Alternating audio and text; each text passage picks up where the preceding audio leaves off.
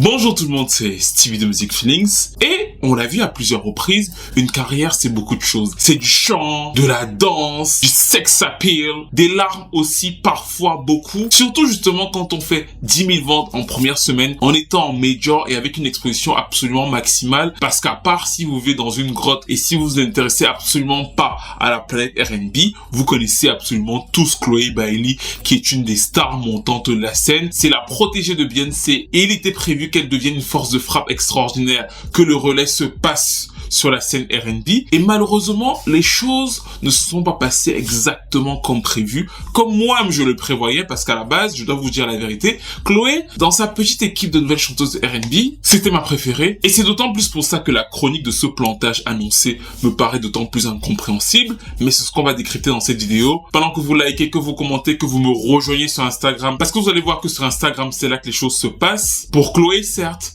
mais pour le R&B tout entier.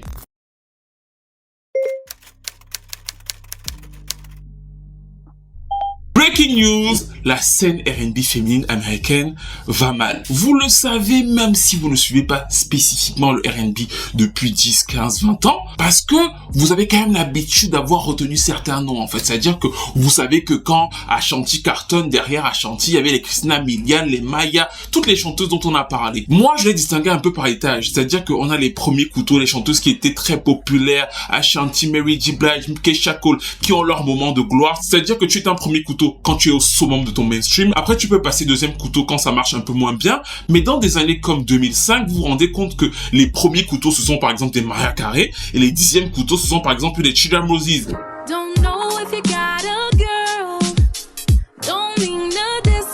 Et entre le premier couteau et le dixième couteau, vous avez des Tweet, vous avez des Sina Johnson, et quasiment tout le monde fait de la bonne musique, et quasiment aussi tout le monde arrive plus ou moins pas loin du disque d'or. C'est-à-dire que la scène est extrêmement riche et extrêmement consommée. C'est-à-dire que dès que tu as fini de consommer Mary J. Blige, tu arrives sur Toni Braxton, tu arrives sur Maya qui va te mener. A few moments later. Bref, vous avez compris le concept. Mais ce concept-là, progressivement, s'est évaporé. J'avais déjà parlé du mal qu'ont eu les chanteuses de R&B quand la trappe est arrivée, mais ça s'est plus ou moins bizarrement empiré depuis les années 2020. On pourrait se dire qu'avec tous les messages de féminisme, de sororité qui sont développés sur Internet, les chanteuses de R&B tireraient un peu plus leur épingle du jeu, mais ce n'est pas le cas. Si on prend le spectre de la scène R&B mainstream depuis 3, 4, 5 ans, plusieurs chanteuses peuvent avoir des tubes par-ci par-là. Mais s'il y a 3 têtes d'affiche, c'est-à-dire que s'il y a 3 premiers couteaux, on pourrait résumer ça à SZA, Summer Walker, et dans un cadre bien particulier parce qu'elle est là depuis les B2K quand même, Jhené Aiko. Donc vraiment, c'est vraiment ces trois-là. Et pour moi, elles ont une ligne très précise. Ce n'est pas pour rien qu'elles cartonnent et qu'elles se démarquent des autres. J'avais déjà fait une vidéo sur SZA où j'expliquais son succès, qu'elle élargit encore avec SOS. Mais toujours est-il que elles ont réussi, dans un schéma assez complexe, à capter par leur capacité, et il faut bien retenir, à faire une connexion entre les personnes qu'elles vendent sur les réseaux sociaux, leur vie et leur musique. C'est-à-dire que quand vous écoutez par exemple Still Over It de Summer Walker, on sait tous de quoi ça parle, de qui ça parle, ce qui s'est passé. C'est limite une télé-réalité. Quelle image musicalement super bien, mais ça a créé quelque chose qui l'extrait totalement des autres chanteuses, comme Elamé, Kiana Lede, parfois Queen Naija, réussit à récupérer un peu de ce créneau love, mais c'est éphémère, ce qui donne lieu au fait que dans l'ère dans laquelle nous sommes, nous avons donc quelques 4 ou 5 maximum grands premiers couteaux, et ensuite on n'a que des dixièmes couteaux, c'est-à-dire que le reste est très souvent totalement au fond et font des chiffres très souvent laborieux,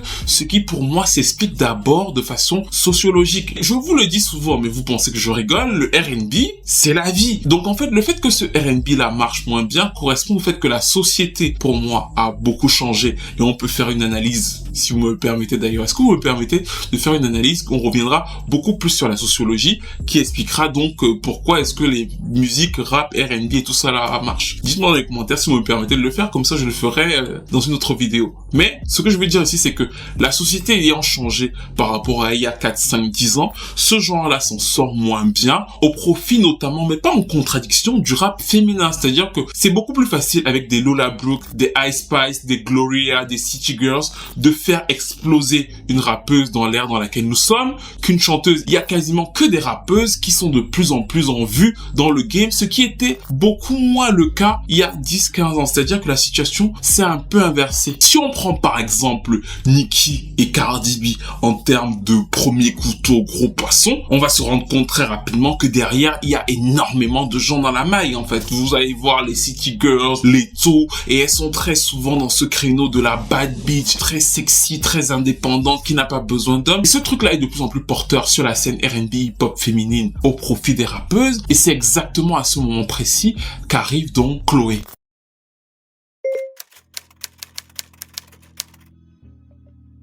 Quand je dis American, vous dites baby. American! Je vais voir des baby dans les commentaires. Vous connaissez la formule parce qu'on retrouve nos American baby. Et là, en plus, même on pourrait dire que c'est un American baby d'un American baby. Parce que Chloé Bailey, qui grandit dans une famille très très cultivée musicalement, depuis qu'elle est toute petite là, elle est totalement dans l'industrie et elle a justement un rapport assez particulier avec sa mentor Beyoncé. Elle fait le casting pour jouer le rôle de Beyoncé petite dans Fighting Temptation. Elle est prise. Quelques années plus tard, elle continue avec sa sœur Hailey, qui a 2 ans de moins qu'elle, à faire différents castings et justement à se lancer sur YouTube pour faire des reprises. Et c'est d'ailleurs là que la plupart d'entre nous vont les découvrir.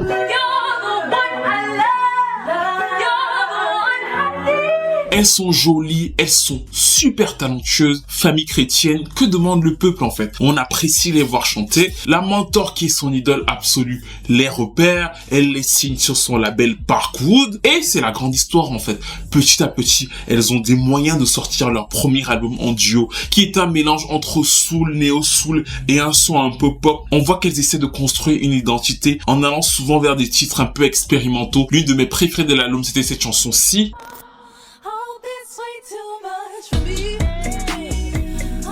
Nous sommes en 2018, l'écosystème n'est vraiment pas propice aux groupes féminins encore plus, et elles testent des choses. Donc en fait, ce n'est pas propice à ce que ça devienne un gros succès, ça ne l'est pas, mais elles ont un succès critique conséquent, et surtout, Chloé notamment intéresse parce que elle écrit, elle compose, elle produit certaines des chansons seule, donc on se dit, c'est un vrai petit talent, au-delà du fait qu'effectivement elle est très inspirée par Beyoncé, mais elles continuent toutes les deux de travailler. Elles vont avoir un rôle dans la série Grownish, où elles sont des sœurs jumelles, qui confirment aussi leur petite image de petites filles de l'Amérique. On les voit dans une série que tout le monde connaît, familiale, on a un affect pour elles, et elles sortent justement en 2020 leur second album, qui sera cette fois-ci un peu plus mainstream dans la formule, et qui s'appelait Ungodly Hour, avec le fameux single, qui sera un mini-tube pour elles, une petite reconnaissance pour elles, et qui s'appelait Do It, produit par Scott Storch.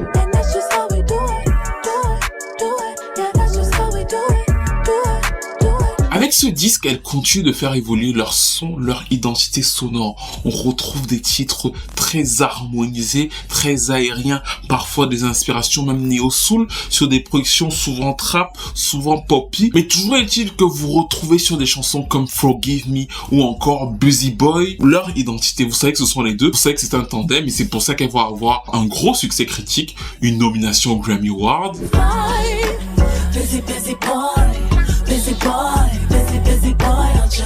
Les ventes ne sont pas folles, mais à ce moment précis, elles ont deux choses.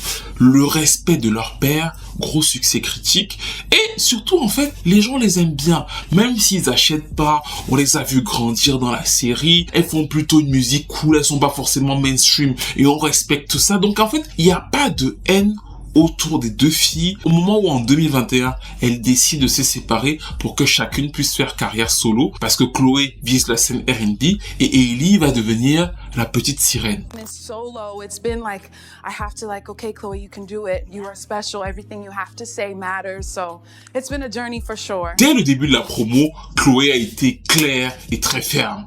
Moi, je veux du hit. Et votre gars la soutenait en ça. C'était une façon de dire, les gars, maintenant que j'ai un peu quitté le groupe, je viens sur la scène R&B et je ne compte pas continuer à faire les petits doudou.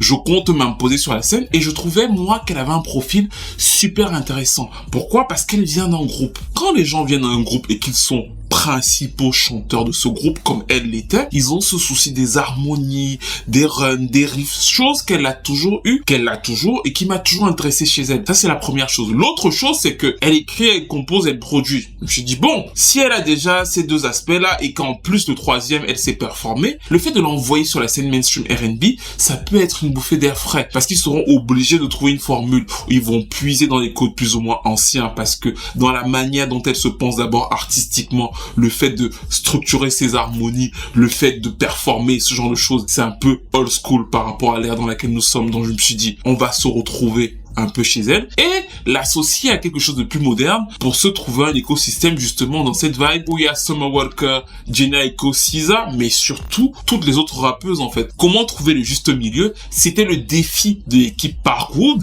qu'ils ont super bien réussi dès le départ, parce que dès le départ, Chloé va faire le buzz dans la transition entre la petite image de la fille simple, gentille et tout, et de la grande fille maintenant sexy et prête à montrer ses charmes avec le Buzz It Challenge. Elle fait une vidéo où elle fait la transition et tout internet buzz parce qu'on se dit mais attendez, c'est vraiment la même Chloé, c'est-à-dire que d'un coup elle a une attention folle, c'est like Instagram explose parce qu'elle fait cette transition, les gens voient son physique.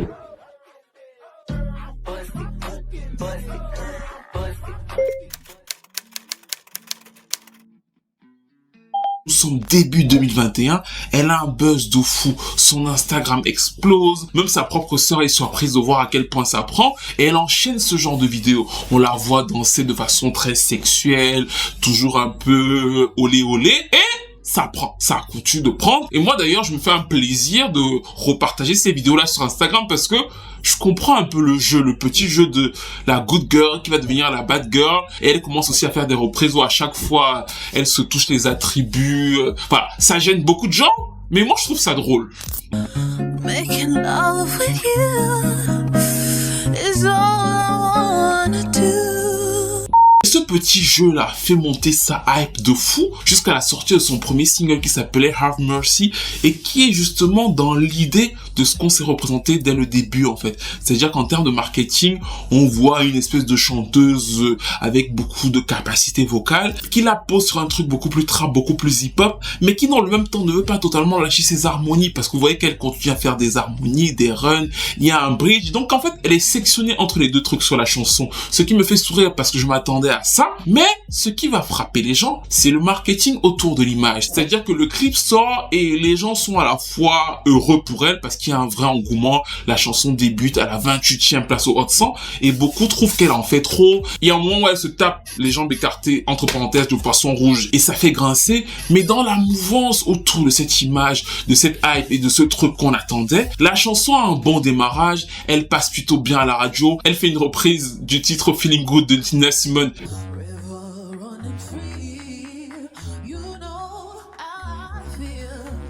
Et pareil, là encore sur Instagram, les gens sont partagés. C'est parce que c'est très trop sexy pour certains, notamment le moment où elle fait no. Les gens se disent que mais Nina Simone l'aurait pas approuvé, il y a tout un débat. Et d'ailleurs, la petite fille de Nina Simone vient de dire que non, ma grand-mère aurait approuvé. Et là, vous dites peut-être, mais Stevie, pourquoi tu la soutenais? Tu postais souvent, trop souvent même, Chloé sur Instagram. Parce qu'en fait, je trouvais que la stratégie était maligne. Et en réalité, moi, et je vous le dis tout de suite, je n'en ai absolument rien à cirer que les gens soient nus, pas nus, ce genre de choses. On peut en débattre de façon sociétale, on peut en débattre en termes de marketing, mais je n'ai aucun affect dessus, en fait. Chloé fait ce qu'elle veut de sa vie, c'est pas ma mère, c'est pas mon père, enfin, je m'en fous complètement. Donc en fait, quand je la vois faire ça, je comprends que là tout de suite, c'est un aspect marketing de la chose. Elle le fait parce que ça fait en sorte qu'elle se fasse remarquer et qu'elle fasse cette petite transition entre la petite fille et la meuf adulte qui va proposer de la musique beaucoup plus mûre et qui va s'émanciper. C'est un vieux schéma créé sous le giron de Janet dans lequel tout le monde s'est engouffré depuis. Donc en fait, ça ne me gêne pas tant que ça parce que je me dis que à ce moment précis, c'est très bon enfant et qu'elle a finalement les capacités derrière d'aller plus loin. Sauf que je pense qu'il y a un moment précis où tout change, c'est le moment de la prestation de Have Mercy au VMAs. le fait déjà qu'elle fasse une prestation aux VMAs à l'époque, sachant qu'elle venait d'un groupe qui n'avait pas beaucoup vendu, vous montre le niveau de sa hype. Il y a plein d'artistes dont on a parlé sur cette chaîne qui ont jamais fait de prestation là-bas. Et en plus, si vous vous rappelez, au même moment, Norman y sortait une chanson et Norman y avait été récupéré à la dernière minute justement parce que c'était un peu gênant. Mais Chloé était là en tant que main act, en tant qu'ouverture pour sa carrière, grosse performance télé, et elle va déborder d'énergie, c'est-à-dire qu'elle va faire un truc vraiment hyper énergie, très sensuel, sexuel, ce genre de choses. À un moment, elle prend le micro pour faire une sorte de 69, elle lèche le micro et tout. Donc, c'est très énergique. Moi, je pense que cette prestation va faire un shift parce que beaucoup de gens sont gênés. D'ailleurs, ce n'est pas innocent qu'ils l'aient supprimée de YouTube. Vous ne pouvez plus la retrouver sur Internet parce qu'ils l'ont supprimée alors que toutes les autres prestations de la soirée sont là. C'est-à-dire que c'est allé un peu trop loin et à partir de là, la balance va s'inverser. Ce qui au début lui servait va devenir, mais en fait, elle en fait trop cette fille. C'est un peu trop sexuel, c'est un peu trop too much. Certaines filles vont dire qu'elle va attirer l'attention des hommes. Pour certains hommes, ça va devenir que c'est un peu une fille de petite moralité. Et à l'époque, malgré tout, je me disais que comme elle a beaucoup d'énergie, peut-être qu'il faut juste la canaliser et donc la faire revenir à quelque chose. J'avais beaucoup plus d'espoir en elle qu'en Normani parce que je me dis que Normani, en fait, elle me fait penser à une danseuse. Donc en fait, elle est en dessous. Chloé, si il y a trop d'énergie, on peut réduire le truc. Sauf que sur le second single, qui va s'appeler Treat Me, et qui, encore une fois, rappelé du marketing musical, on est dans quelque chose, ils se disent, comme les rappeuses marchent de fou, on a un son très hip-hop sur lequel elle va revenir avec ses sons plus R&B. Treat Me, en fait, c'est un Have Mercy partout, c'est-à-dire que vous écoutez un son sur lequel une rappeuse aurait pu rapper, d'ailleurs à certains moments elle rappe un peu, voilà.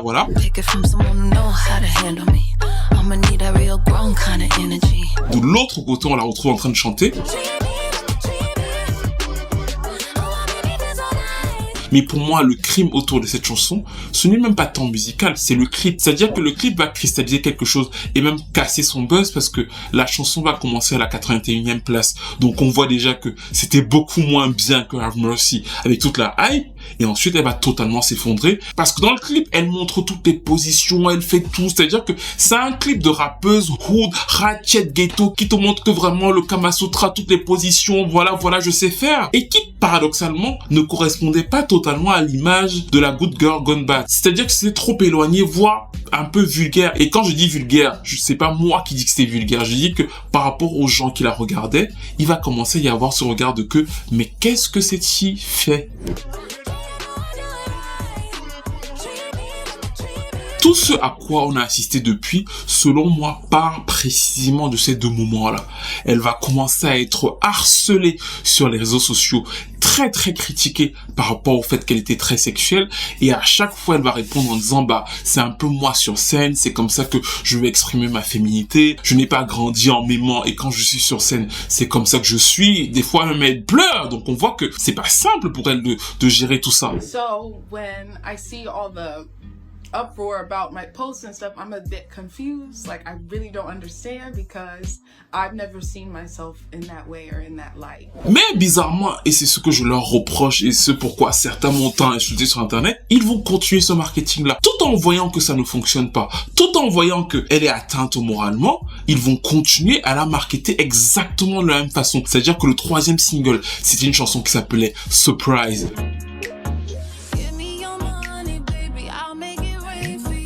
Et là, ils vont essayer de déconnecter un peu le reflet avec Beyoncé pour aller sur Janet Jackson. Mais là encore, c'est un titre totalement sur le fait de faire des nuits de folie. Elle va continuer à poster les mêmes vidéos d'elle en train de chanter, en train de se toucher, ce genre de choses. Et c'est la première fois que ça m'arrive. C'est-à-dire que je poste beaucoup de choses sur les réseaux sociaux, mais les seules fois depuis que je suis sur internet, ça fait longtemps quand même, où j'ai vu des gens m'écrire, mais des messages vraiment sérieux. J'ai même vu des mamans me dire, ne poste plus Chloé. Et une maman qui m'a carrément dit, tu sais, franchement, je te suis depuis très longtemps. Ma fille a 7-8 ans. Et franchement, elle connaît que toi. Mais je peux pas la laisser sur Instagram. C'est-à-dire que chaque fois que tu Chloé, il y a un problème. Il y a un mec qui m'a carrément écrit Chloé c'est le shaitan, et je me suis dit mais en fait ce n'est pas possible que autant de gens aient des réactions violentes avec une fille qui en vérité est une fille toute sympathique qui chante. Et certes on peut analyser les réactions que les gens ont avec la sexualité de cette femme, c'est pas ce que je dis, je ne dis pas qu'ils ont forcément raison. Ce que moi je ne comprends pas, c'est que finalement Chloé pour Park Road c'est quelque chose qui doit vendre, donc pourquoi ne pas rebrander le marketing de cette fille qui en réalité sait chanter, sait écrire, faire, c'est produire et qui, peut-être qu'elle a besoin d'exprimer sa sexualité, mais qui peut être contenue sur quelque chose de plus modélisant, de plus simple et d'accessible pour la société et aussi bien pour elle, parce que être attaqué toute la journée moralement, ce n'est pas non plus facile, ce n'est absolument pas ce qu'ils vont faire, parce que sur le 4e single For the Night, sur lequel ils vont faire venir Lato, elle parle de coups d'un soir et elle est toujours exactement dans le même créneau.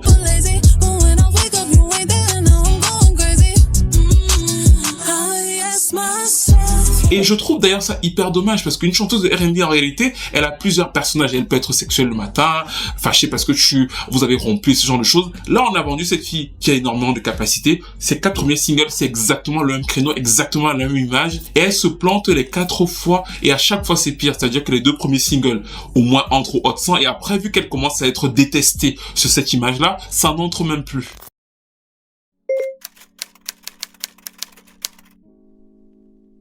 En fait, si vous avez remarqué, il la brand comme une rappeuse hood hip-hop. C'est-à-dire que il la brand vraiment comme une espèce de rappeuse ghetto de fou, en se disant que comme c'est l'image qui marche chez les rappeuses, on va ramener un public. Sauf que ça ne marche pas chez elle, mais non seulement ça ne marche pas chez elle, mais ça lui ramène plus de haine, même si on la voit partout, que d'affection. Ça, c'est ce que j'ai souvent dit sur les réseaux sociaux. Je me suis pris 2-3 sauces sur Chloé, alors que ce que je dis là, c'est exactement ça. Et ça me fait rigoler à chaque fois parce que je me dis, c'est drôle parce que je critique le marketing de Chloé. Je critique jamais Chloé. Mais il croit que je critique Chloé au point de m'insulter. Je me dis, putain, ils sont vraiment bêtes. C'est-à-dire que même quand je protège quelqu'un, il me voit jamais rien dire sur sa musique. Je parle, limite même quand j'aime pas, je dis pas. Et j'avoue les choses là. Je vous dis que j'ai protégé la petite. Je me dis bon, et elle va faire mieux la prochaine fois. Et même sur ça, on m'attaque alors que je m'exprime principalement sur son marketing. Il la market comme une rappeuse ratchet. Elle dit que des gros mots. Elle peut avoir 6-7 coups la nuit et tout. Et ça ne correspond pas à son image de base. Et même si elle laisse ça, vu que ça lui ramène plus de haine que d'affection, moi je pense que une équipe est censée te dire stop. Sauf qu'ils ne vont pas lui dire stop. Ils vont aller jusqu'à, et c'est là que j'ai pensé qu'il y avait quand même un problème, il y a un problème quelque part, à la mettre en couple avec Gunna. Parce que d'un coup, out of nowhere, Gunna vient de marcher, son album marche bien, et soudainement, il est en couple avec Chloé. Ils ont un duo, c'est l'amour faux pendant 3-4 semaines, on les voit. Pourquoi? Parce que c'est aussi sur ça que les rappeuses jouent. Vous regardez plusieurs de ces rappeuses-là, elles jouent toujours de leur relation sentimentale, parce que ça te permet de buzzer, ça permet d'inscrire un récit autour de toi. Donc en fait, on voulait la renvoyer vraiment à fond sur ce créneau-là, en la mettant en couple avec Gunna. Manque de bol pour eux. Gunna est arrêté quelques semaines après dans l'affaire avec Young Thug, et ça devient super gênant pour Chloé, parce que d'un coup, on le sait, pour ceux qui ne le savent pas, ce sont des peer relationships, c'est-à-dire que ce sont des relations arrangées pour que chacun y gagne. Gunna, lui, sera beaucoup mieux vu par les meufs et ce genre de choses, ça augmente son capital sympathie, c'est totalement arrangé. Mais dans leur plan, ils ne s'attendaient pas à ce que Gunna aille en prison et que Chloé, qui est en vérité une petite fille de bonne famille, se retrouve totalement piégée et même ridiculisée dans cette histoire parce que au final, quand Gunna sort, il n'y a pas de Chloé, si vous vous en souvenez. C'est une autre fille qui vient le chercher parce que la relation était totalement fake et que elle-même ne savait pas comment se comporter après avoir annoncé pendant 2 mois qu'elle était avec un mec qui a fini en prison pour des crimes extrêmement graves. Ce n'est pas son créneau, ce n'est pas son univers, ce n'est pas sa mentalité. C'est un raté.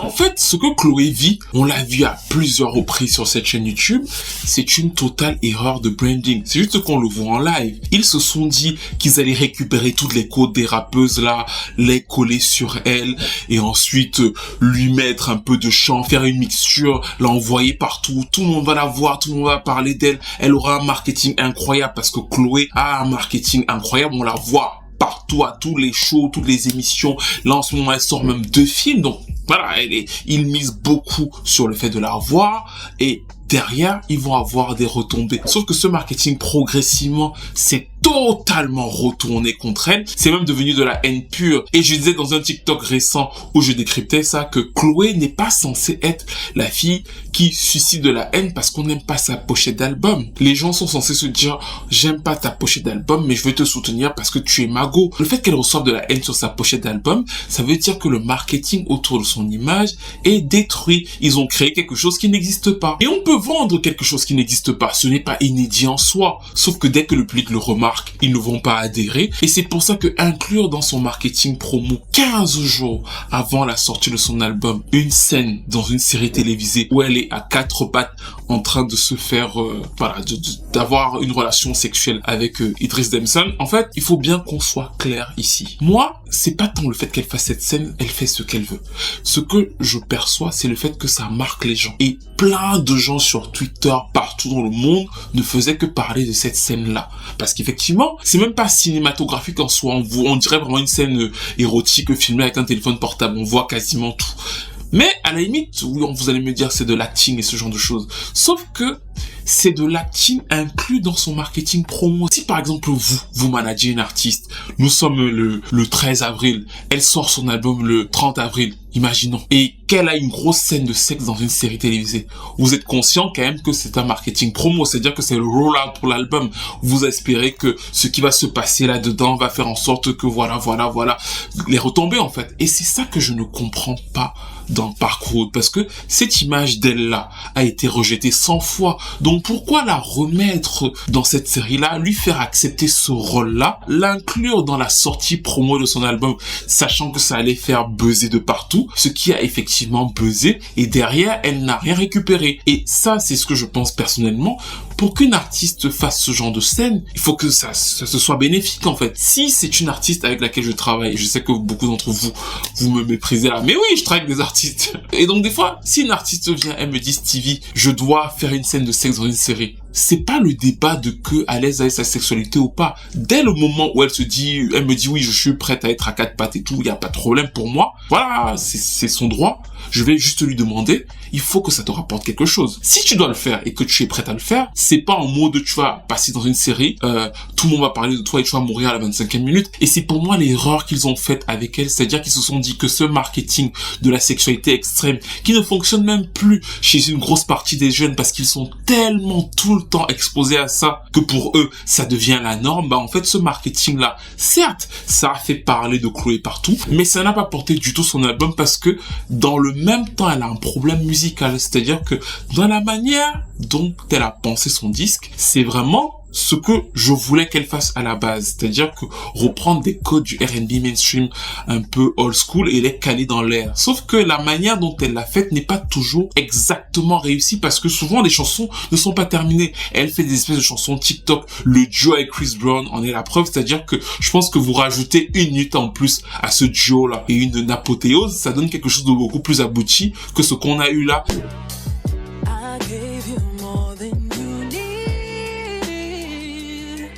Qui est un peu partagé entre deux mondes. En soi, l'album est pas mal. Si je devais le noter, je lui mettrais peut-être, je sais pas, un 12 sur 20, voilà, 6 sur 10, parce que elle essaie encore de se trouver musicalement. Ça ressemble, sans être aussi extrême, au marketing de son image, c'est-à-dire qu'ils essaient de chapeauter des trucs, de coller, de colmater, voilà.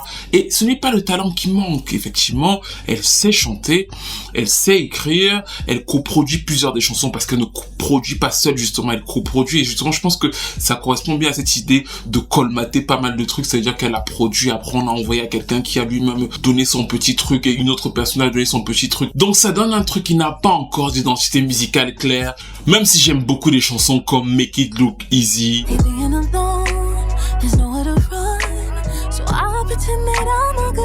Feel Me Cry,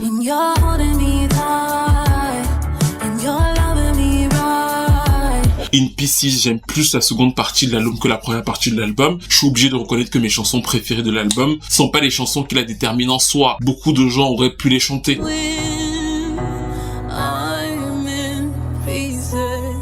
Il se cherche encore musicalement, ce qui est tout à fait normal, mais je pense que le public aurait été plus tendre avec elle s'il lui avait donné l'image qu'elle a en réalité, c'est-à-dire qu'une jeune fille un peu sympathique, un peu girl next door, que tout le monde peut aimer, que tout le monde peut apprécier. Le fait de la marketer autant sur le sexe, et quand je la vois dire dans plusieurs interviews, en fait, je ne suis même pas hyper sexuel dans la vraie vie, les bras m'en tombent. Pourquoi donc faire tout ça et risquer de masquer ton talent? Pourquoi aller aussi loin, risquer de se faire haïr autant pour si peu? Le fait qu'elle ait fait 10 000 ventes est catastrophique par rapport au niveau de marketing qu'ils ont investi, au fait que quasiment tout le monde connaît cette fille. Vous avez jamais vu Ella Mai autant partout. Et l'erreur, pour moi, vient du fait qu'ils lui ont appliqué un marketing qui correspondrait à des Cardi B, à des City Girls, et qu'ils ont forcé le trait, parce que je pense que même Cardi B et les City Girls ne sont pas allés aussi loin. Et comme elle avait l'image de chanteuse, en fait, tout le monde a regardé. Comme elle est plutôt jolie, en fait, ça a amplifié la chose, et ça s'est retourné finalement contre elle. En écoutant l'album sur certaines chansons, je me suis dit que peut-être que la séparation avec sa sœur a aussi été un peu rapide. Par exemple, certaines chansons comme Cheat Back, je ne sais pas, à la place de Future, j'aurais bien vu une femme avec elle, en fait. Le côté hymne féminin, voilà, ce genre de choses. Je trouve que des fois, vu qu'elle est un peu dans un extrême, la ramener avec une voix un peu plus douce, donc sa sœur, ça aurait peut-être adouci une partie de cet album, et ça aurait amélioré cette réception qui, pour moi, est autant dure. Pas parce que Chloé n'est pas talentueuse, pas parce que l'industrie est misogyne, pas parce qu'elle est noire, pas parce que Chloé ne pouvait pas faire certaines choses en soi, pas parce que Beyoncé n'a pas agi autant, parce que je trouve que, au contraire, j'ai l'impression que Beyoncé me semble avoir la maladie de l'artiste, c'est-à-dire que souvent certains artistes, pas tous, quand ils commencent à contrôler d'autres artistes, comme ils ont été soumis à certaines oppressions, ils vont se dire je vais te laisser faire ce que tu veux. Moi, j'ai plus l'impression que justement Beyoncé leur a donné beaucoup d'argent, ou en tout cas les budgets alloués ont été conséquents. Columbia aussi a suivi parce que c'était parcours et tout, et que derrière il n'y a pas eu beaucoup de contrôle, et que c'est aussi la liberté de chacun, en fait. Si on te donne ton argent, ton budget, et que tu fais n'importe quoi, c'est ton problème. C'est pas à l'artiste de venir te dire comment, machin. Non, parce que justement, quand elle a subi des choses, ou quand cet artiste qui te parle a subi des choses, peut-être que lui il a mal vécu. Il voulait pas qu'on lui impose de faire ça, même si ça a été un succès. Vous le savez, on en parle sur la chaîne. Certains artistes ont de gros succès qu'ils détestent avoir fait. Donc souvent les gens ne savent pas ça, mais certains artistes vont se dire je te signe, je te donne les fonds, tu fais ce que tu veux. Après, si ça a raté comme ça a raté avec Chloé, pour moi c'est la faute de Chloé, de son équipe et de personne d'autre. Donc voilà ce que je pense, vu que nous arrivons à la fin de cette analyse de ce flop de Chloé. Donnez-moi vos différentes opinions sur ce que j'ai évoqué. Je vais quand même finir cette vidéo en vous donnant l'avis d'un de mes meilleurs amis. C'est un immense ami à moi, on se connaît depuis, 20 ans. Peut-être un jour vous le verrez sur cette chaîne. Je pense d'ailleurs que vous le verrez. On s'est parlé un jour sur AOL, il y a très longtemps. Donc vraiment, on a grandi avec le R&B et tout. Et lui, il a une opinion, et c'est pour ça que je la partage, totalement opposée à la mienne. Il a un bon poster en label, il est DA de plusieurs gros artistes. On se parle tout le temps, on débat sur plein de choses aussi bien futiles que très sérieuses. Et sur ce truc-là, il pense que Parkwood savait très bien ce qu'il faisait. C'est-à-dire qu'il pense que l'image hyper sexuelle de Chloé, là, était voulue pour que Chloé rapporte de l'argent. Comme ça, Chloé sera vue partout. Et elle va avoir des deals par-ci, par-là, en tant qu'influenceuse, en gros. Donc, vu qu'on parle d'elle, elle va avoir des deals, elle va rapporter de l'argent de façon parallèle au label, et qu'ils ont toujours su, depuis le début, qu'elle ne rapporterait pas d'argent dans la musique. C'est un argumentaire que je ne partage pas, mais que je vous partage parce que peut-être que ça va se tenir pour vous.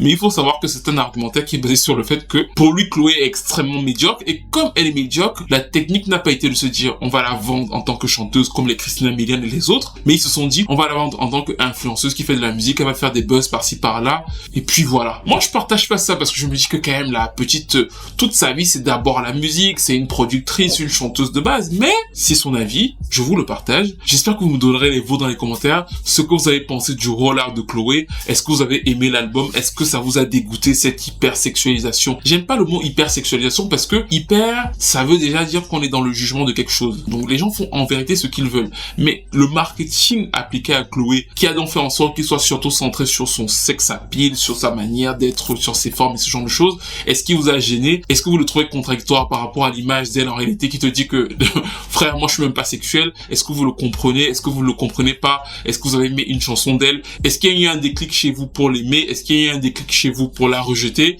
Qu'avez-vous pensé de la scène à 4 pattes dans la série Swarm? Est-ce que pour vous c'était choquant? Est-ce que pour vous c'était normal? Moi encore, je vous dis, une artiste vient me dire je suis à l'aise avec le fait de le faire, il n'y a pas de souci. Mais il faut que tu gagnes un Oscar. Parce que peut-être que je suis old school dans mon idée, mais je me dis que tu dois gagner le maximum dessus. C'est pas juste qu'on te voit comme ça, les gens vont retenir ça de toi, et après, tu ne vois même pas ton album. Ça me paraît être trop précieux pour si peu. Je n'en vois personne se prostituer, bien sûr. Mais je me dis que, tant qu'à faire ce genre de scène, autant gagner un Oscar comme Alberi. Et surtout, est-ce que selon vous, c'est fini pour elle? Moi, je pense que vous voyez le son R&B années 2000 là, que je la voyais faire en 2001, si vous y pensez, c'était pas encore devenu à la mode comme ça l'est maintenant en fait.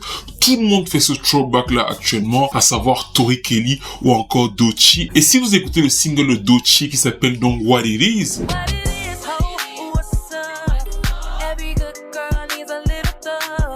Franchement, ça aurait été un single absolument parfait pour Chloé, avec le sample de Chelsea, le petit côté rétro et actuel à la fois. Donc le créneau un peu old school et moderne en même temps qu'elle pouvait viser il y a 2-3 ans est un peu occupé. Et de l'autre côté, même si son argument de poids sera certainement les premières parties de la tournée de Beyoncé et qu'elle va raffermir sa petite fanbase sur scène, son autre angle mort, comme dirait Cédric Doumbé, ce sera peut-être sa sœur. C'est-à-dire que là, on va avoir tous les yeux rivés sur la petite sirène. Elle va sortir son album à venir et peut-être que ça va être le shift inverse, à savoir que les yeux seront désormais fixés sur Ellie et plus sur Chloé. Bref, vous me direz dans les commentaires. Bien sûr, n'hésitez pas à liker, à commenter, à partager et je vous retrouve très vite pour une nouvelle vidéo.